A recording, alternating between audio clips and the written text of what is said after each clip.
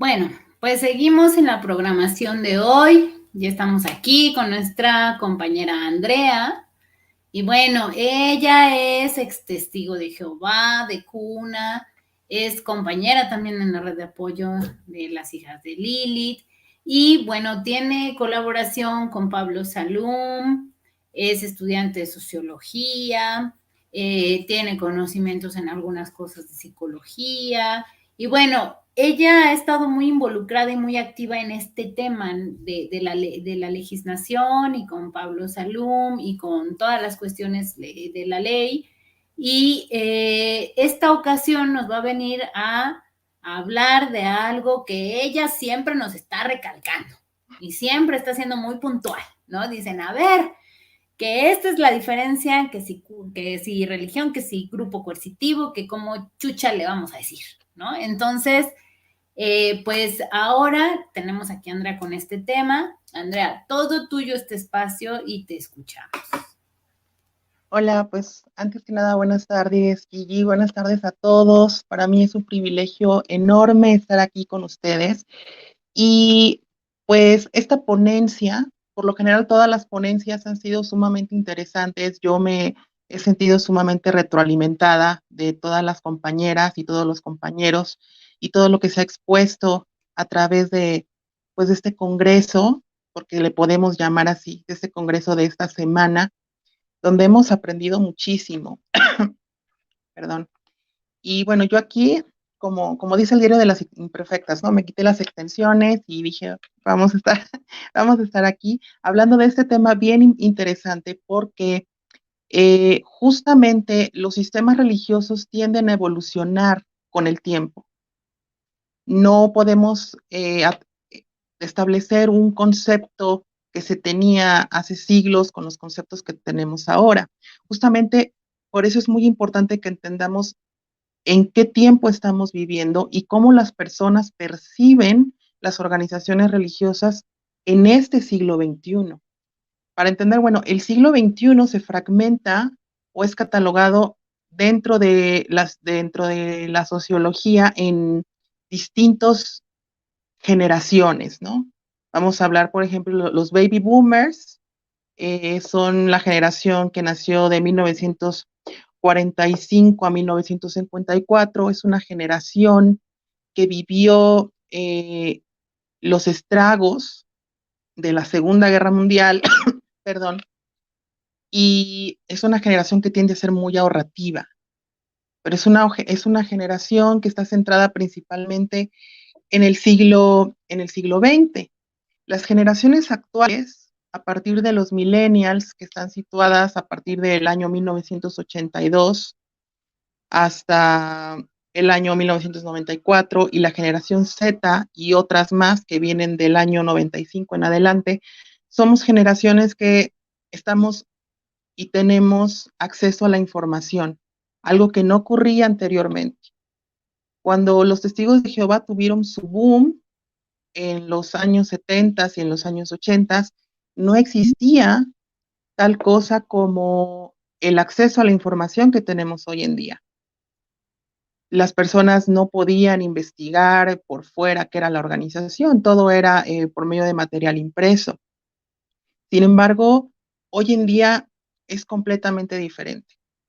Las personas están más enfocadas también en su desarrollo personal, en adquirir, eh, perdón, en adquirir habilidades que antes no eran tan importantes. Han surgido carreras, han surgido infinidad de cosas en los últimos 30 años que antes no existían.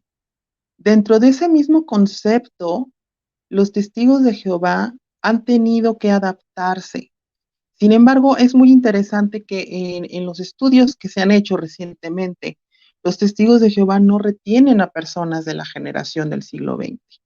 Justamente son las personas que menos están apegadas a los testigos de Jehová por el hecho de que somos una generación que no nos gusta estar controlados, no nos gusta estar dentro de un sistema de control, ¿no? Y justamente eso es a lo que ha provocado que la mayoría de las personas que siguen dentro de los testigos de Jehová sean personas de tercera o mediana edad. Todo esto es importante que lo entendamos porque a mí me gustaría dirigir esta ponencia principalmente a los que aún son testigos de Jehová, a los que aún son testigos de Jehová, que nos están viendo, y los que no lo son, los que ya hemos tenido la oportunidad de estar fuera. Tomemos estos puntos que les voy a compartir como una reflexión. Había preparado unas diapositivas, pero no encontré, no encontré mi USB. Pero bueno, voy a tratar de explicarles lo más concretamente posible, porque es muy importante que entendamos qué son los testigos de Jehová. Los testigos de Jehová son una secta, son un grupo coercitivo, es lo mismo secta que grupo coercitivo. ¿Por qué es importante que entendamos esto? Bueno, primeramente debemos entender que en la etimología el término secta significa un conjunto de seguidores de una ideología, no necesariamente religiosa. Se ha acuñado mayormente religiosa, pero no necesariamente tiene que ser religiosa, puede ser política, puede ser una ideología social. Eh, y pues esto justamente es un conjunto de personas que se aglomeran y que comparten ciertas ideas en común y que muchas veces rompen con un esquema ya preestablecido. Esto necesariamente no es algo malo. El que nosotros entendamos que existen grupos, el cristianismo mismo, desde su mismo fundamento, es una secta derivada del judaísmo.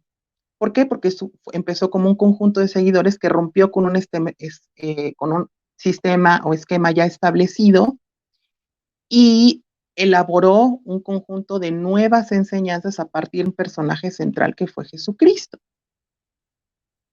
En sí, no podríamos catalogar de una forma inmediata entonces al cristianismo como algo negativo por el hecho de que su raíz es sectaria, es decir, viene de una incisión. Lo mismo podemos hablar de otros grupos políticos, religiosos o sociales que podemos denominar como sectas porque la etimología así lo aplica, pero no necesariamente es algo negativo.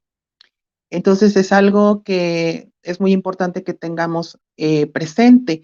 El término secta empezó a utilizarse de una forma despectiva eh, cuando la Iglesia Católica empezó a nombrar a los grupos herejes, es decir, todo grupo aquel que disentiera de la doctrina central de la Iglesia era justamente, pues, considerado como una secta. Aquí estamos viendo en la diapositiva, bueno, los distintos tipos de generaciones que son justamente las que podemos, pues, aplicar a nuestro tiempo, ¿no? Lo que les comentaba en un principio. Y estas generaciones, pues, obviamente no están tan apegadas a lo religioso, ¿no? Los baby boomers, la generación X, que son las generaciones más del siglo XX, pues tienden a ser un poco más religiosas, pero las nuevas generaciones, la generación Y, la generación Z, los millennials que entran también aquí, pues no lo estamos tanto, porque vivimos, como pueden ver ahí en las ilustraciones, pues con acceso a Internet y acceso a información que antes pues no existía, ¿no? Eh,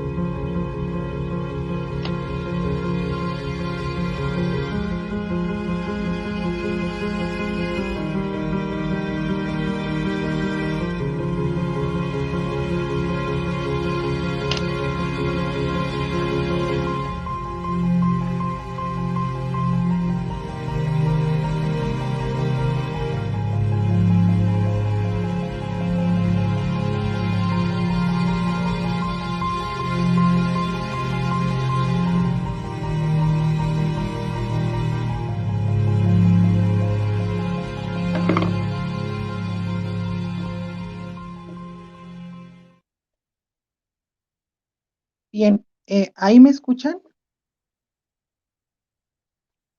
Ok, bueno, justamente hablando de eso ocurría anteriormente y por eso se les consideraba pues grupos sectarios. Sin embargo, a partir de 1980, diversos sociólogos, diversos especialistas notaron que el nombre o el contexto con el que se aplicaba secta, desde cómo se adoptó a través de una persecución religiosa, no era muy apropiado.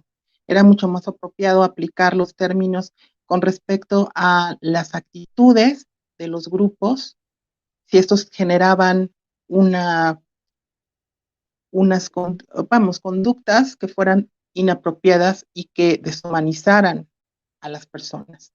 En la Carta Magna de los Derechos Humanos, podemos hablar principalmente de puntos muy importantes en los cuales pues tenemos derecho, los seres humanos, a ser iguales en nuestra dignidad, tenemos derecho también a ser libres, es decir, a tener un libre pensamiento, tenemos derecho a no ser sometidos a ningún tipo de tortura y tenemos derecho también a la libertad.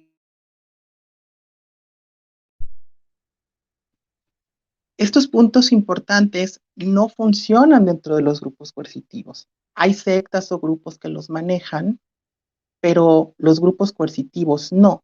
Por eso es muy importante hacer la diferenciación de una secta a un grupo coercitivo. Ahora, ¿cuáles son las características con las que nosotros podemos identificar? Esto es muy importante que las personas que aún son testigos de Jehová tomen en cuenta cuáles son las características que nosotros podemos identificar para diferenciar un grupo o un grupo religioso o no religioso, porque también puede ser un grupo político, un grupo social, un grupo que es coercitivo a uno que no es coercitivo. Bueno, los grupos no coercitivos tienen voluntad de adaptarse al entorno social y cultural y entran en diálogo con la cultura. Es decir, no rompen ni afectan el sistema social de la persona. Por otra parte, los grupos coercitivos promueven una estructura cerrada al margen de la sociedad.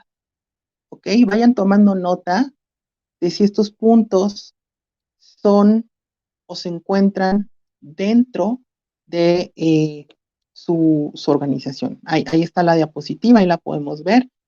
El punto número 2, los grupos que no son coercitivos invitan a los fieles a la relación con otras religiones. Es decir, no es un grupo cerrado, evidentemente tienen una doctrina, una estructura religiosa, pero no coaccionan o no juzgan al otro por tener una doctrina diferente al grado de fomentar odio, ¿no? En contraste con eso, ayer vemos en el punto 2, un grupo coercitivo te enseña que todos los otros grupos, incluidas las religiones grandes, tradicionales, siempre van a ser tachadas de sectas y que la verdad de la interpretación pues está sujeta a lo que enseñan únicamente dentro del grupo. Y esto es sumamente peligroso porque podemos ver históricamente casos como la secta de Jim Jones, donde justamente la única verdad era la que este hombre profesaba y llegó y llevó a un suicidio colectivo en Guyana, donde todos sus seguidores se fueron a vivir ahí y cometieron suicidio por creer únicamente en esa verdad, ¿no? El punto 3 es que no existe transparencia en la doctrina, ¿no? Ni en las enseñanzas o normas. Ellos, pues, tienen manuales internos y, pues, exigen un determinado inicio pues, de perfección en los miembros. El punto 4, las verdades que creen son negativas, son amenazadoras y lo único válido es la sumisión. Si recordamos, pues como les había mencionado anteriormente sobre los derechos humanos, estos puntos que tienen los grupos coercitivos vulneran en esencia los derechos que nos hacen personas, que nos hacen individuos. El punto 6 se fundamentan en el poder económico y la persona es un medio únicamente, ¿no?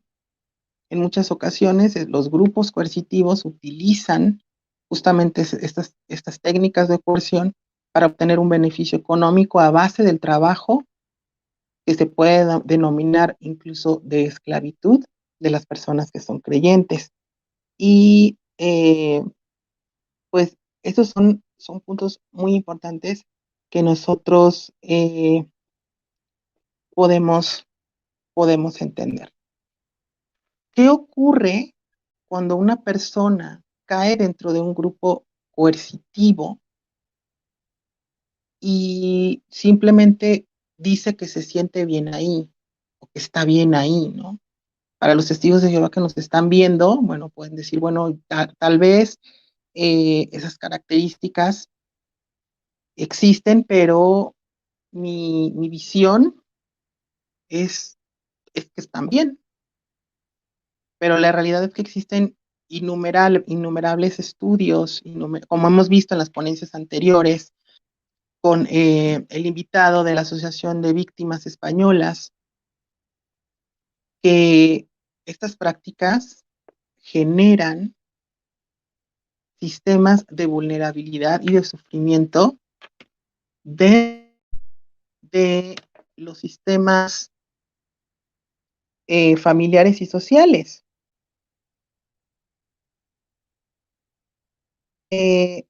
Entonces, es bien importante que nosotros entendamos estos puntos para poder saber quiénes somos y jamás permitir que ciertas prácticas o doctrinas nos afecten de alguna manera, ¿no? El punto aquí central no es si los testigos de Jehová actualmente son una secta, ¿no? Porque etimológicamente los testigos de Jehová son una secta. Pero el problema no es el ser una secta, sino el tipo de secta, ¿no? Una secta coercitiva o un grupo coercitivo. Y al tener todos estos puntos, pues es muy importante. Sin embargo, los testigos de Jehová es interesante saber que no comenzaron como un grupo coercitivo. Los testigos de Jehová comenzaron como una secta, sí, porque vienen de una incisión en el siglo XIX, de una ruptura de un sistema religioso cristiano ya establecido. Sin embargo, en sus inicios no eran un grupo coercitivo. ¿Por qué?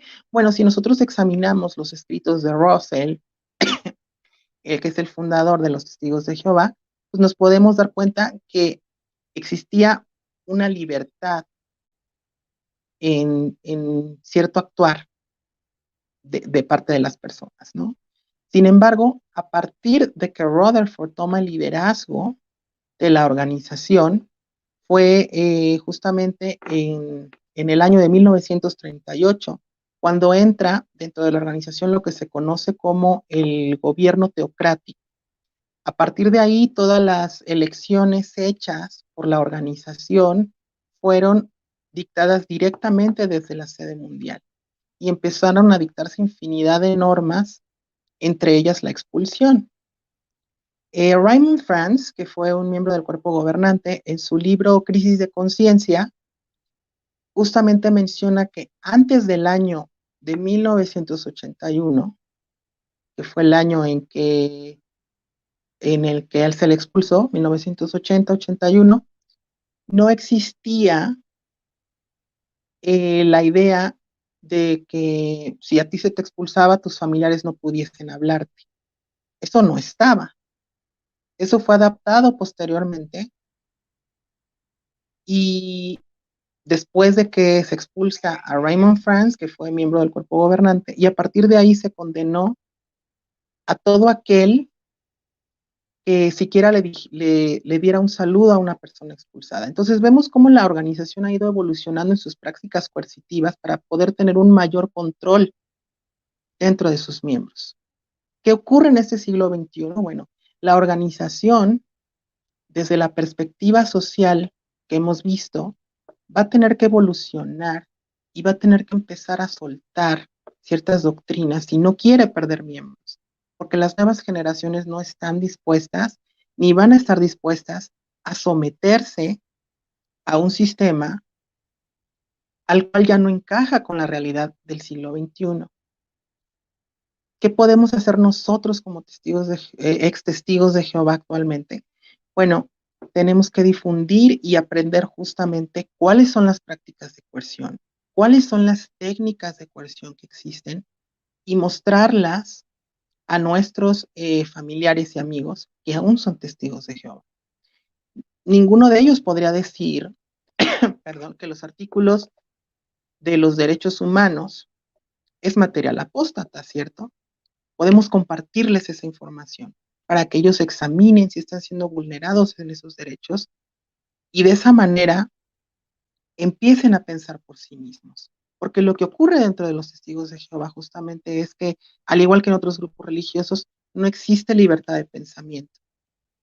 Toda la información es controlada desde la cúpula y toda la información que recibimos es justamente desde ahí, libros, revistas, folletos, información, etcétera.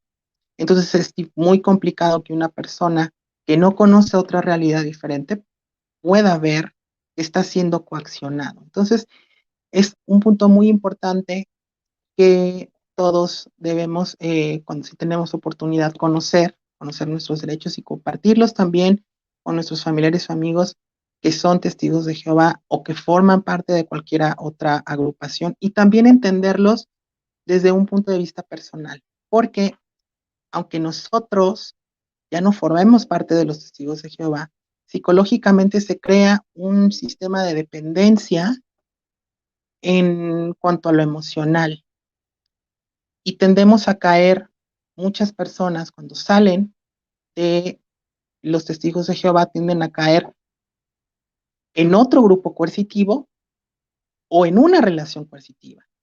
Como mujeres, ¿no? También suele ser que al estar acostumbradas a tener este sentido de dominio, sales de un sistema de control religioso y entras a un sistema de control emocional a través de una pareja. Entonces, es muy importante que entiendan que estos puntos aplican a muchísimas tipos de situaciones, con sistemas de coerción dentro de los sistemas de trabajo también, dentro de los sistemas religiosos, y eso nos va a ayudar a que no volvamos a seguir repitiendo estos patrones de conducta, ¿no? Y pues como conclusión, lo que les podría decir finalmente es que todo aquel que sienta que tenga esa necesidad de reconocerse a sí mismo y que no sabe cómo buscar ayuda, para los que están en México, como una recomendación, tenemos el sistema de Locatel, que es un número gratuito. Ustedes pueden llamar a Locatel y pueden pedir asesoría psicológica gratuita. Posteriormente también se les puede hacer un estudio social y se les puede canalizar al área correspondiente. Pero tomen muy en cuenta siempre los derechos humanos, sepan cuáles son y cuando vean que es más de dos están siendo vulnerados, entonces ahí ya es un foco rojo. Con eso concluiría yo este día. No veo a Carly. Espérame tantito.